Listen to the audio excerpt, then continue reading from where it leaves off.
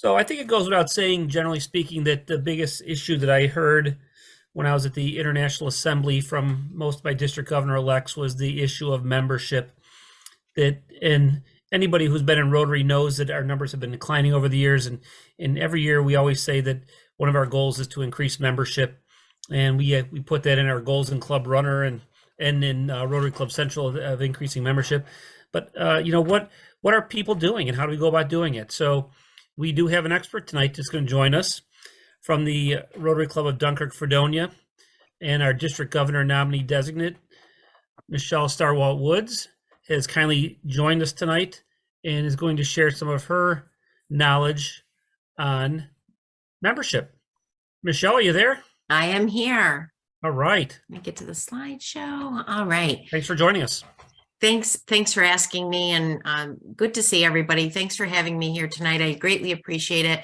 Anytime I have a chance to interact with anybody from our district, whether it's in person or via Zoom like we're doing tonight, which become so popular, it's always a benefit. And just want to thank Dave Schultz too. I've been part of the public image team for, I guess, probably close to 3 years now, first under the leadership of Al Luchin and now these past couple years with Dave Schultz. And we meet every other Monday on a Monday morning. It's great to start the work week out with that meeting. He's highly effective, proactive, a great sounding board. Dave Barry's phenomenal with all the technology. And so just want to shout out to those two gents because they're very much appreciated. I will be sending, this is a very short PowerPoint. I'm not going to bore you to tears tonight. But there's my contact information. There's my telephone number. Anybody who would like to shoot me a text, give me a phone call, send me an email. I am always willing to converse with you and plot together how we can grow our clubs. So one of the things our district has looked at, and as Scott has mentioned, throughout America, North America, we have definitely seen a decline in Rotary membership in our clubs. There's been a few reasons. When you look at the trends, especially over the past 20 years, there was kind of a leveling off. We didn't recruit a lot of new members. We stayed very strong with the members that we've had, which is great, but we weren't recruiting a lot of new members. And those members that we were recruiting were short-term members. We saw that they were not, spending, more than 2 years with us. So when we look at that, we try to identify the why in order to get to be 2,000 members strong. We have a very solid strategic plan in our district. It could be a model for all other districts in North America. It's concise, it's to the point, it's member and district centric, so it applies to our leaders in our district, but it also applies to the leaders and members in each club. If you have not seen our strategic plan, it's right on our website. So take a look at it. Many of the clubs do try and replicate just a little bit of our strategic plan according to their own needs. And at least there's a template for you, and it's something that can help your club and your leaders. So we want to be 2,000 members strong, and there's been a few different deadlines for that. And so I'm hoping by the end or the middle of the year 2025, we'll get to that point. When we look at the numbers, we can say, oh, look at our club. We gained, 4, 5, even 6, 7 new members this year. But we also have to look at the rate of attrition. How many long-term members have, especially in these past couple of years, sadly, have passed away. There's others who have moved out of district and to different parts of the country. And there are those who maybe just because of changes within the Rotary structure, or even as simple as a geographic location of a meeting, end up leaving. And so we may be recruiting quite a few people, but because of that attrition rate, we're still coming out either flat as no growth, or we've decreased a little bit. So we definitely want to take a look again at the why. There's some excellent tools. I always say we don't need to reinvent the wheel, the rotary wheel, if you will, because our district site, District 7090 website, as well as Rotary International, has tremendous resources for us. My Rotary is, and I'm still learning and figuring out how to better access reports and draw down reports and such, but it is one of the most helpful tools out there. So if you don't have your own My Rotary account, please make sure that to sign up for one. If you have trouble, and sometimes we do have trouble with Club Runner or My Rotary, we have several experts in our district, including Penny, including the two Daves, who will be able to help you with that. Have you ever belonged to something for so long that it just becomes second nature to you? You love it because it's part of your history, it's part of your tradition, it's part of your general makeup. And it's beneficial to you, and it's beneficial to those around you. So sometimes when we are so comfortable with something, we don't take a couple steps backwards and take a look at it from somebody else's vantage point. And it's through our zones, through our other districts. Innovative and vibrant are two words that keep coming up over and over and over. So what are we doing? One, at our meetings, two, in our clubs, and three, for the general community that is innovative and vibrant? What's the hook that brings people to us without having to, keep encouraging them to join us? What is motivating? What motivates us? What motivates someone else to join our club? What is inspiring? What are we offering our community and our members, our colleagues, our friends, our neighbors, city officials, large manufacturing companies or businesses within our communities? How do we inspire them? And how do we maintain that enthusiastic attitude and feeling in order to draw people in? If we bring a new member to a club meeting, are we engaging them, or is it some of the same old little cliques who sit together and everybody kind of goes about their own way? And then what is memorable? What is the takeaway component that they walk out the door with that makes them want to come back? Past District Governor Frank and then past District Governor Ann did a phenomenal job of putting forth challenges to our clubs.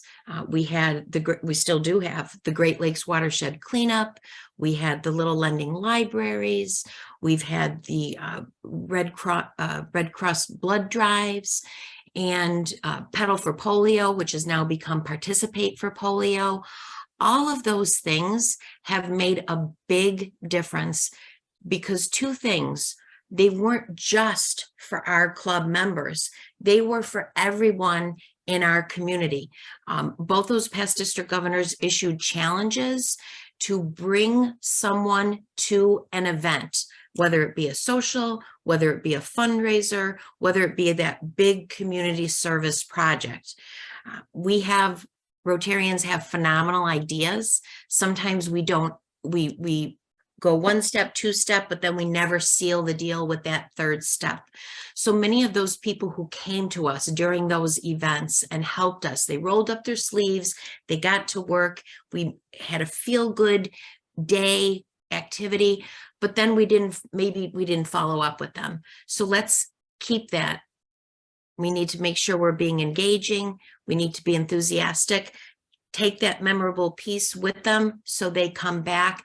And then we need to not continually bother them to be a part of us, but just keep offering that little bit of an extension. Maybe you could pick them up for a meeting. Maybe you could pick them up for an event. So in our zone, and our zone is zone 28, and then we collaborate quite a bit with zone 32. So we interact quite often. Some of the zone meetings online and in person that we go to, has cross sections of districts from all over the world, truly.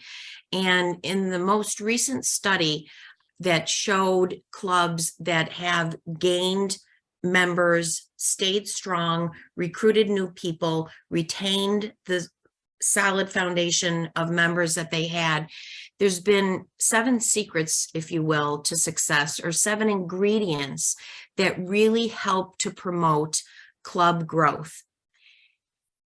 I receive emails or phone calls at least 2 to 3 times a week from either membership chairs or presidents-elect, sometimes even secretaries and treasurers, foundation chairs, or people who are part of foundation committees, saying COVID has really wiped us out.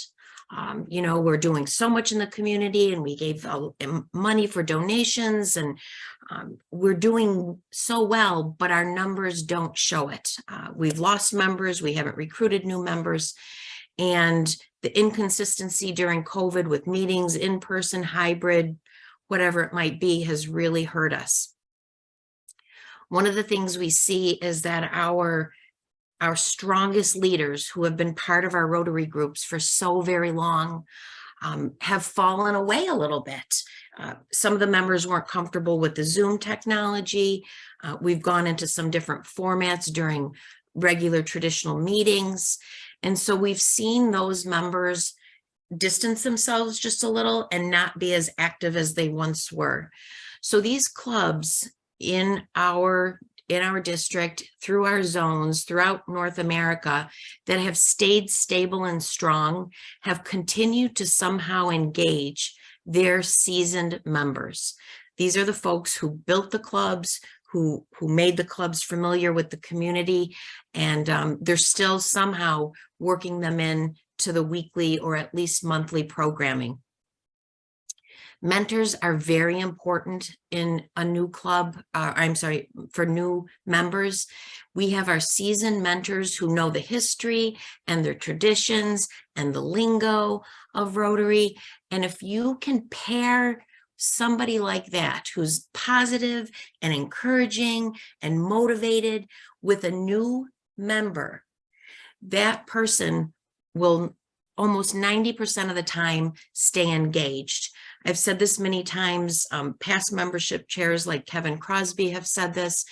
If we don't engage a new member within the first 3 months, whether it be a service project or a fundraiser or a community service drive, whatever it might be, within the very first 3 months, the likelihood decreases over the next 2 years that they will remain a Rotarian. And that's what we've seen a great deal of.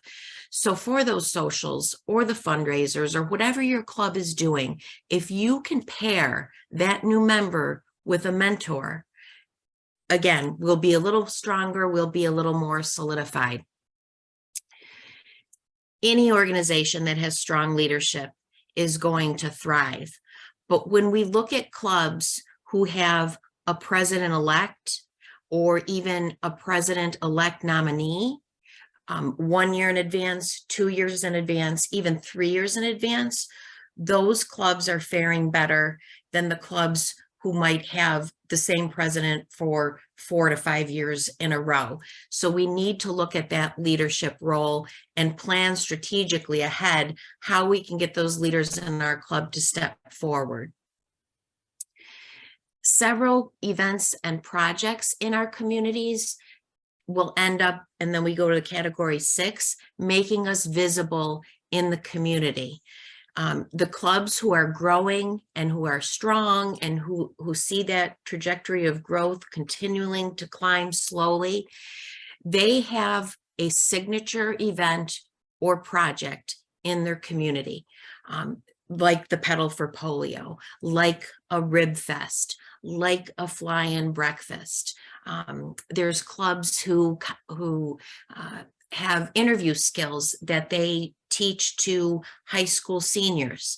There's clubs who help high school seniors with applying for scholarships for when they graduate. each club may have their own design and their own mission, but it's something that seems very important, and it's because it's tried and true. Everyone in the community knows about it, and that makes them much more visible in the community.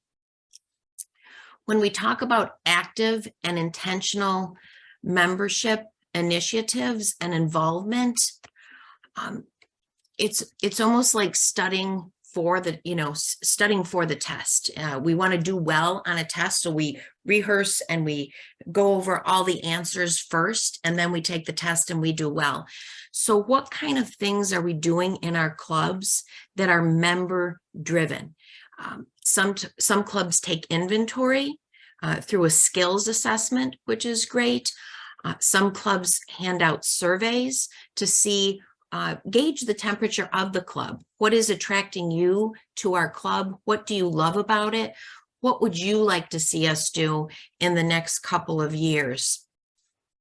And so focusing around the strengths of our members will help strengthen our club as well.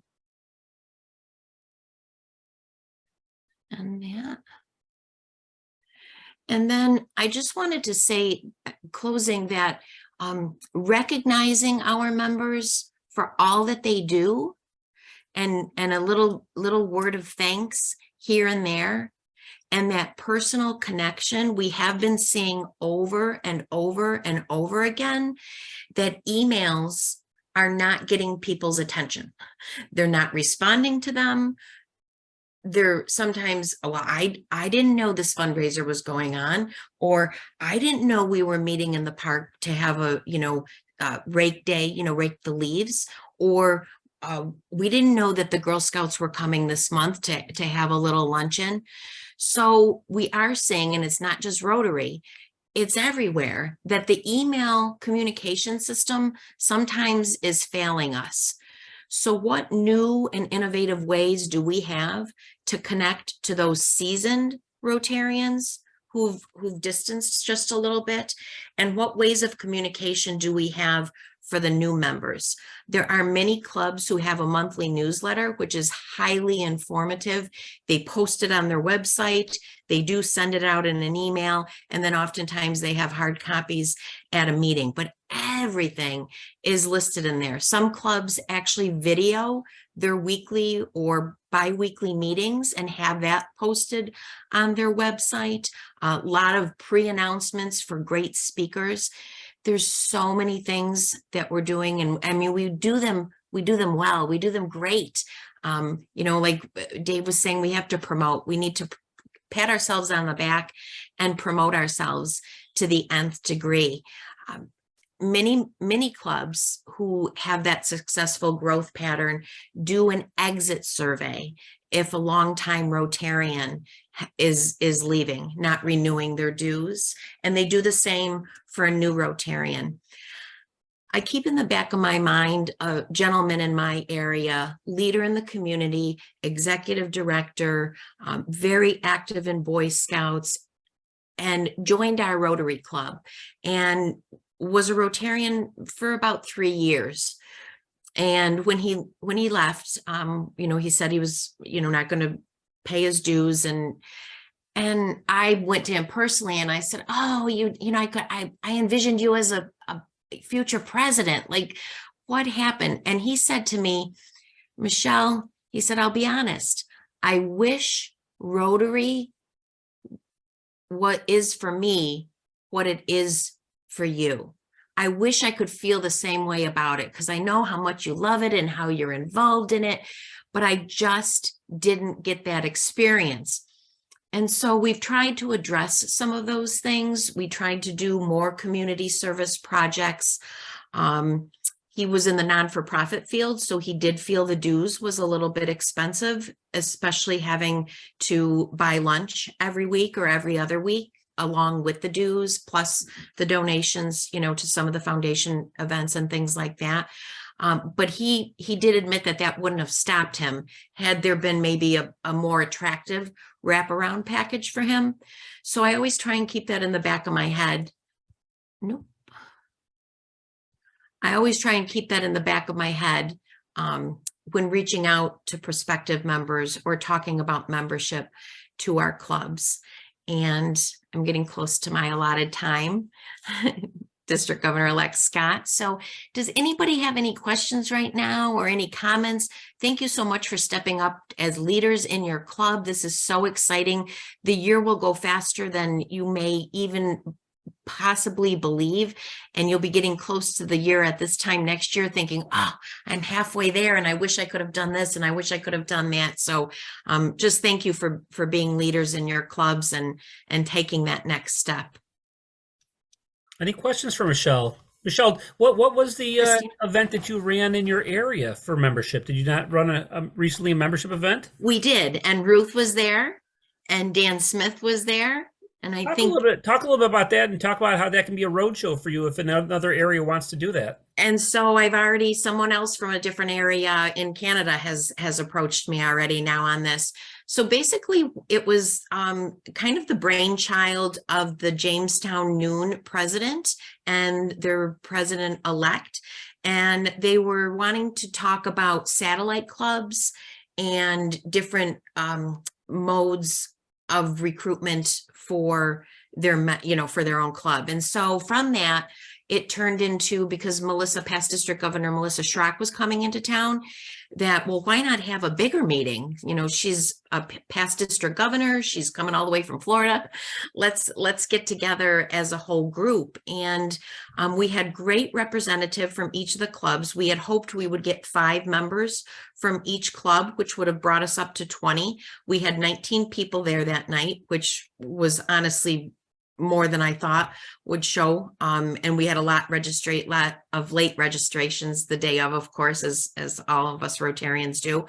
And we actually had a very broad agenda, and we didn't get to everything and we ran out of time. So we really didn't touch at all on Rotaract. So that will be some information that we will be sending out again. And we hit a little bit on public image, but then we had that wonderful video clip from Dave Schultz that we were able to give to all the attendees. But we really talked about membership and we talked about joint area projects. So just from that one meeting, we've already talked about a possible homeless project that we're going to do the week of our district conference.